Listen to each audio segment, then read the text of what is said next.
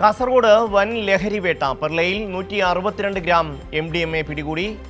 കണ്ടിക സ്വദേശി അബ്ദുൾ അസീസ് അറസ്റ്റിൽ. കാറിലും ശരീരത്തിലും സൂക്ഷിച്ച നിലയിലായിരുന്നു MDMA. സിജു കണ്ണൻ ചേരുന്നു. സിജു, എപ്പോഴായിരുന്നു അറസ്റ്റ്? മറ്റു വിവരങ്ങൾ. ഇന്നലെ രാത്രി നടത്തിയ പരിശോധനയിലാണ് MDMA പിടികൂടിയത്. 162 MDMA ആണ് കണ്ടെത്തിയത്. കണ്ടിക സ്വദേശി അബ്ദുൾ അസീസിനെ അറസ്റ്റ് ചെയ്തു. അബ്ദുൾ അസീസിന്റെ കാറിലും ശരീരത്തിലും സൂക്ഷിച്ച നിലയിലായിരുന്നു MDMA. കഴിഞ്ഞ ദിവസം രാത്രി 10 മണിയോടുകൂടി എക്സൈസ് പരിശോധന നടത്തുകയായിരുന്നു. ഹെന്മകിന്റെ ഓർമ്പാടി കണ്ടികയിൽ അബ്ദുൾ അസീസ് താമസിക്കുന്ന വീടിന് മുൻപിൽ വെച്ചാണ് MDMA പിടികൂടിയത്. വീടിന് മുന്നിൽ വാഹനം നിർത്തിയിട്ട നിലയിലായിരുന്നു. ഈ വാഹനത്തിലും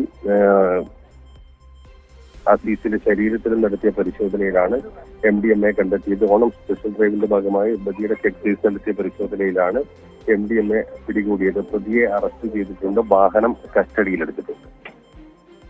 സിജു ആണ് വിശദാംശങ്ങൾ നൽകിയത്.